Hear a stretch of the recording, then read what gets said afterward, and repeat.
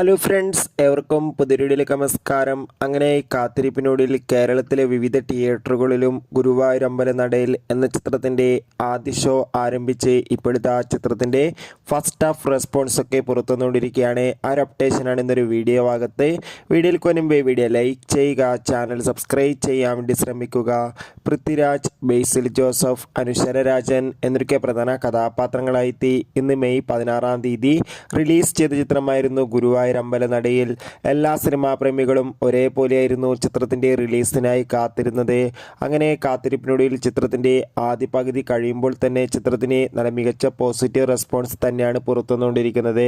ചിത്രം കാണുന്ന പ്രേക്ഷകരെല്ലാവരും ഒന്നടങ്കം പറയുകയാണ് ഗുരുവായൂർ അമ്പലനടയിൽ എന്ന ചിത്രം ഒരു മികച്ച കോമഡി ഫാമിലി എൻ്റർടൈൻമെൻ്റ് ആണെന്നും ചിത്രത്തിൽ പൃഥ്വിരാജിൻ്റെ നല്ല മികച്ച അഭിനയം തന്നെ കാണാൻ വേണ്ടി സാധിക്കുന്നുണ്ടെന്നും. എന്തായാലും കാത്തിരിക്കാം കൂടുതൽ അപ്ഡേറ്റിനായി. ചിത്രം കാണുന്നവരുടെ അഭിപ്രായം കമൻറ്റ് ചെയ്യുക. Bye bye.